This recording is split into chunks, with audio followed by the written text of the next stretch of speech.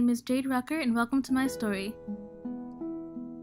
I want to talk about going to Walnut Hills High School in 8th grade. Walnut Hills being a 7 to 12 school, so I came in during a pretty awkward year. Coming from Westchester, Ohio, and a 6-year experience of not seeing myself at school and developing a racially negative sense of self, I developed the negative stereotype that Walnut Hills would be a prestigious school with mostly white students because they have to take an entrance exam to get into the school. But from day one, I met an overwhelming number of Black and other minority students in comparison to what I was used to. Eventually, having found myself and my culture and my friends, I learned to embrace my Blackness after years of self-hate. This experience relates to two different theorists, Coos and Schmidt.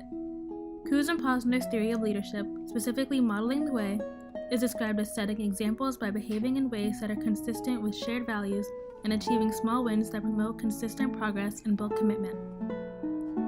My brother grew up with a similar mentality of self-hate.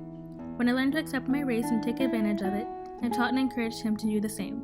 Schmidt's minority identity development theory involves the pre-encounter stage, where individuals are programmed to receive and think the world as non- or anti-minority and act in accordance.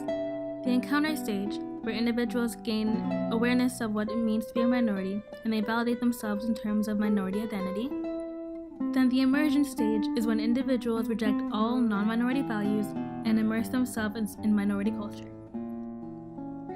The last stage is internalization, which is when individuals develop a sense of security and self-confidence in their minority identity. Over the course of 5 years, I evolved through each stage from before school and the pre-encounter stage to embracing my culture in the internalization stage at the end of my high school career.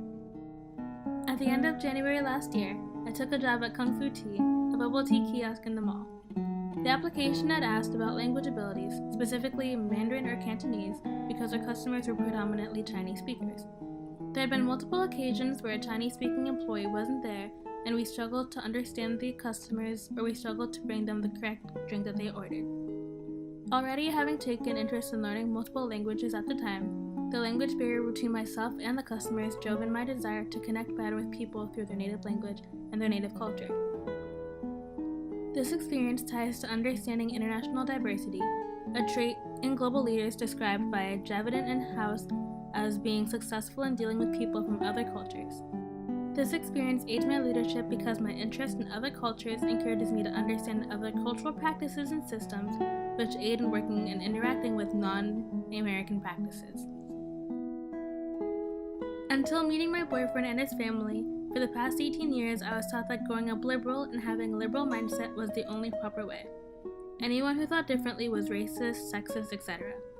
But once I met Cameron and we had political conversations, I noticed we did not have the same political stances, and because I loved him as a person first, those opinions did not bother me. My interactions with Cameron and his family are best represented by Peck's theory of community building and Perry's theory of intellectual and ethical development. While driving to see Cameron's family before going back to school over Thanksgiving break, his engine started smoking and we had to wait for his dad and a tow truck on the side of the highway. When his dad and the tow truck came, Cameron rode with the tow truck driver while I rode with his dad in his truck. Eventually, Cameron's dad and I started talking about his upbringing, and he mentioned, "And you know, I'm a conservative." Not in an intimidating but matter-of-fact tone. In this moment, rather than turning to chaos, bred a sense of true community because at that moment I saw his father's political views and they did not have the same effect on me as they would have if I had spoken to him 2 years ago. Perry's theory suggests that students go through stages of expressions of their assumptions or attitudes towards truth and knowledge. In dualism/received knowledge, authorities know the right and wrong answers, and the good authorities give you the right answers, and therefore don't listen to that of others.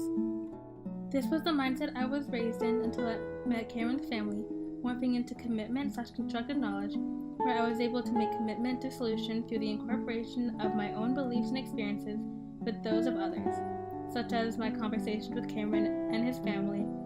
Even though they have different beliefs and experiences than I'm able to form my own opinions, understanding the importance to see both sides before shaping my own. Even though there were many experiences throughout my life that have shaped me to be who I am today, these three fueled the most dynamic changes in myself and have led me to think about myself and how I see others much differently than how I had before. Thank you for listening to my story.